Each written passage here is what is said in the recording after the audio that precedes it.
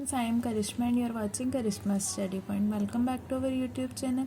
आज हम अपना income from house property topic को कंटिन्यू करने जा रहे हैं। हमने अपनी प्रीवियस वीडियो में सीखा था कि जो घर हमने रेंट पे दिया हो उसकी जीएवी यानी कि ग्रॉस एनुअल वैल्यू कैसे निकाली जाती है, और हमने कुछ बेसिक टर्म्स भी सीखी थी जैसे fair rent, municipal rent, standard rent, actual rent और एक्सपेक्टेड रेंट।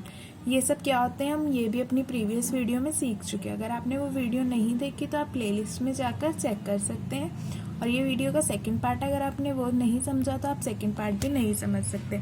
तो हमने ये सीखा था कि अगर हमारे पास एक से ज़्यादा प्रॉपर्टीज़ हैं, हम पे दो घर हैं मान लीजिए,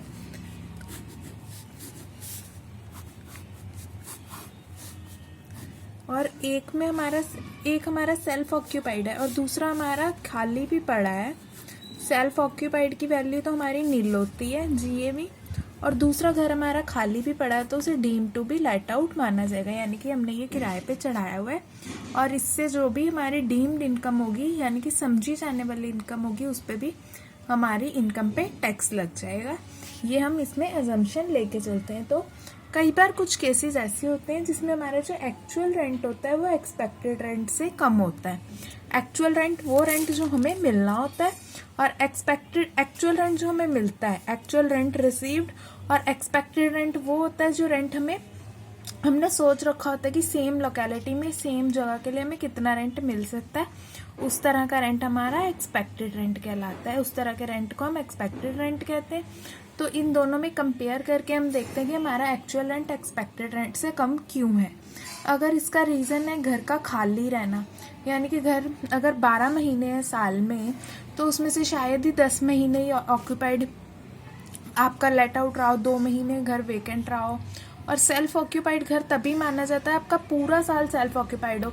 अगर एक भी दिन आपने वो घर लेट आउट किया तो वो पूरे ईयर के लिए deem to be let out माना जाएगा। अब हम देखते हैं कि इसे किस तरह से निकालते हैं। अब मैं एक एग्जाम्पल की हेल्प से समझाना चाहूँगी ताकि आप इजीली समझ पाए। इसमें आपको म्यूनसिपल वैल्यू दी गई है, घर की म्यूनसिपल वैल्यू दी गई है 30,000 रुपये। एक्चुअल रेंट दिया गया हमें, एक्चुअल रेंट दिया गया हमें 42। फेयर रेंट दिया गया हमें, ये सारी टर्म्स हम पहले ही सीख चुके हैं, 36। स्टैंडर्ड रेंट दिया गया, स्टैंडर्ड रेंट दिया गया 30, और अनरियलाइज्ड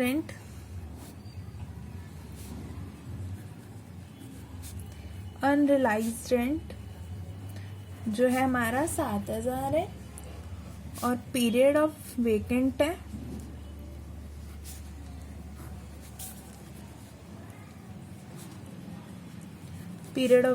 हमारा 1 मंथ। यहाँ पे अनरियलाइज्ड रेंट का मतलब वो रेंट है जो हमें कोई किराएदार नहीं दे के गया। कोई किराएदार हमारे साथ डिफॉल्ट कर गया, वो हमें 1 महीने का मान लीजिए किराया ही नहीं दे के गया। पर ये सिर्फ उसी केस में माना जाता है कि ये अनरियलाइज्ड रेंट है कि जब किराएदार को हमने खुद ना निकाला हो, किराएदार हमारा कोई रिश्तेदार ना हो। कई बार ऐसे होता है कि जो प्रॉपर्टी का ओनर होता है वो अपने किराएदार को किसी और अपनी ही प्रॉपर्टी में शिफ्ट कर देता है, और अपनी इस प्रॉपर्टी पे, पुरानी वाली प्रॉपर्टी जिस पे पहले किराएदार रहता तो उस पर ये शो करता है कि हमें रेंट ही नहीं दे के गया, ताकि हम टैक्स देने से बच जाएं। कई बार ऐसे होता है चेक में हमारा रेंट आ रहा होता है, पर जो मकान मालिक होता है वो कैश में रेंट ले लेता है और चेक उससे लेता नहीं, और ताकि गवर्नमेंट को दिखा सके कि रेंट हमें मिला ही नहीं है और हमारी इनकम टैक्स पे छूट मिल जाए। इस तरह के काफ़ी सारे केसेस होते हैं। ये उसी केसेस में माना जाएगा जब आपने रेंट की रिकवरी के लिए कोई भी लीगल प्रोसीजरिंग स्टार्ट कर दिया और आप गवर्नमेंट को सेटिस्फाई कर पा रहे हैं कि आपको सच में रेंट नहीं मिला है। अब हम देखते हैं हमारा एक्सपेक्टेड रेंट क्या होगा। हमारे फेयर रेंट और म्यूनसिपल रेंट में कंपैरिजन किया जाएगा। फेयर रेंट हमारा यहाँ पे कितना है, फेयर रेंट है 36, फेयर रेंट हमारा 36, और म्यूनसिपल रेंट हमारा कितना है 30। इन दोनों में हमारा कंपैरिजन होगा। इन दोनों में कंपैरिजन होगा, इनमें से जो भी हायर वैल्यू है वो ली जाएगी। हायर वैल्यू इसमें से 36 है, तो हमारे ये फेयर रेंट की वैल्यू ली जाएगी। फेयर रेंट की वैल्यू 36, और अब इसे स्टैंडर्ड रेंट से कंपेयर किया जाएगा। स्टैंडर्ड रेंट 30, स्टैंडर्ड रेंट 30, इसमें से हमारी लोअर वैल्यू ली जाएगी। लोअर वैल्यू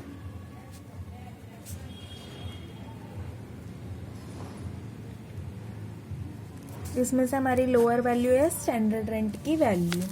अब हम इसे निकालते हैं कि हमारा एक्चुअल रेंट कितना होना चाहिए। एक्चुअल रेंट हमें कितना मिलना चाहिए?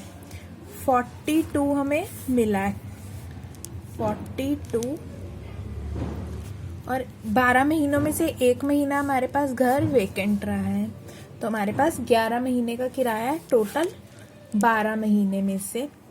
तो ये 38,500, जिसमें से हमें क्वेश्चन वाले ने ही गिवन किया है कि 7,000 हमें अनरियलाइज रेंट है, 7,000 का रेंट हमें मिला ही नहीं है। तो ये 31,500। अब हम देखेंगे एनुअल रेंट और एक्सपेक्टेड रेंट में से हमारा क्या ज़्यादा है। ये हमारा ज़्यादा है, तो जीए भी हमारी हो जाएगी, ग्रॉस एनुअल वैल्यू जो हमारी हो जाएगी वो एआर यानी कि एक्चुअल रेंट के इक्वल हो जाएगी। और एक्चुअल रेंट हमारा कितना निकला है? 31,500। 31,500। अब हम क्वेश्चन में कोई भी क्वेश्चन होगा, ये तो हमें क्वेश्चन में गिवन है कि हमें पीरियड ऑफ वेकेंट दे रखा है 1 मंथ, पर अगर हमें ये पता करना हो कि कैसे पता करेंगे, is it due to vacancy for why और ए पार्ट ऑफ ईयर। अगर यस है या नो है। अगर ये वेकेंट के कारण हुआ तब हम कौन सी क्रॉस वैल्यू लेंगे, और अगर वेकेंट के कारण नहीं हुआ तब हम कौन सी क्रॉस वैल्यू लेंगे। GAV इक्वल टू AR, और यहाँ पे हम GAV लेंगे इक्वल टू एक्सपेक्टेड रेंट। और इस केस में हमारा वेकेंट के कारण हुआ था, यानी कि हमारा ये यस वाला केस था, इसलिए हमने GAV घर की AR के इक्वल लिए, AR के इक्वल लेंगे। और नो होगा तो हम ER लेंगे, यानी कि एक्सपेक्टेड रेंट लेंगे। अब हमें कारण का पता लगाना पड़ेगा।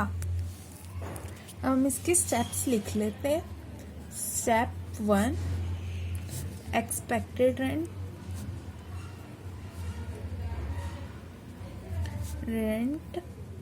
इक्वल है let out plus self occupied equal ER of 12 month divide by 12 multiply by month for which property was let out plus self occupied. ठीक है, ये स्टेप 2 हम लेंगे। Step 2 ARR PER proportionate expected rent PER equal to, इसमें due to vacancy लेंगे। अगर vacancy के कारण हुआ है तो not due to vacancy, vacancy के कारण नहीं हुआ तो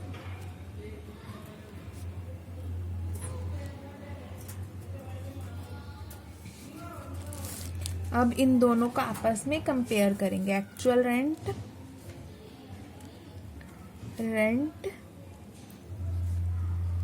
compared with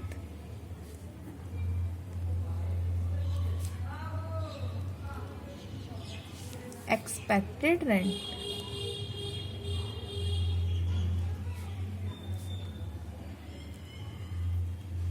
अब हम एक और एग्जांपल लेते हैं जिससे आपका ये कंसेप्ट और ज़्यादा क्लियर हो जाएगा। एग्जांपल नंबर 2, इसमें हमने GAV कैलकुलेट करनी है।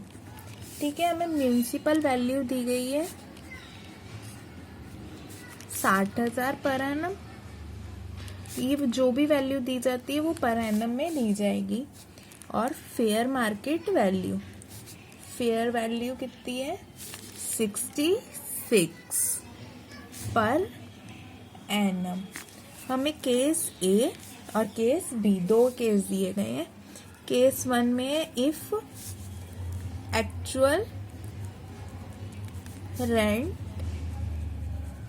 is 72,000 एंड स्टैंडर्ड रेंट जो है वो है 69 पर एनम, तो हमारी GAV क्या होगी। और केस बी हमें दिया गया है जिसमें दिया गया कि एक्चुअल रेंट जो हमारा है, रेंट जो है हमारा वो 6,000 पर मंथ है। ये हमारा पर एनम है और ये हमारा पर मंथ है। और वैकेंसी जो है हमारी 2 मंथ के लिए रही है। और स्टैंडर्ड रेंट हमारा जो है वो हमारा 69 पर एनम है। तब हम केस ए के लिए ग्रॉस एनुअल वैल्यू निकालते हैं। सबसे पहले केस ए हम देखते हैं, इस पे म्यूनिसिपल वैल्यू और अब हम यहाँ पे सारी वैल्यू लिख लेंगे। म्यूनिसिपल वैल्यू हमारी है 60, फेयर वैल्यू हमारी 66 और स्टैंडर्ड रेंट हमारा फर्स्ट केस का है 69।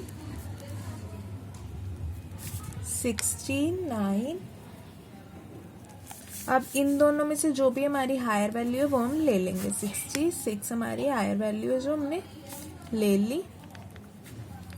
फेयर वैल्यू और मार्केट वैल्यू में से जो सी भी हमारी म्यूनिसिपल वैल्यू में से हायर है वो हमने ले ली। रीजनेबल एक्सपेक्टेड रेंट, अब हम इस पे एक्सपेक्टेड रेंट लगा देंगे अपना,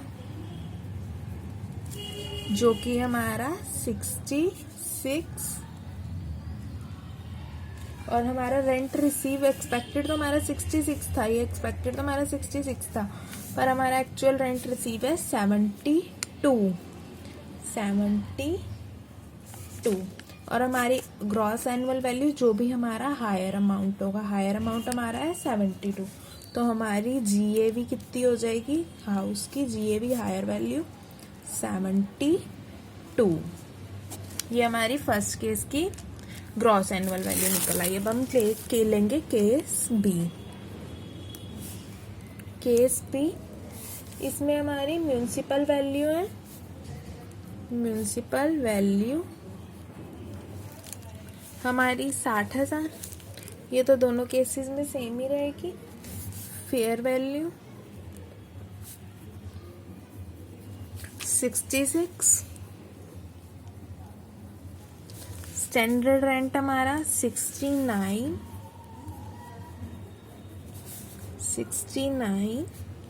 हमारा स्टैंडर्ड रेंट, और हमारा rent receive actual 6,000 per month. Rent received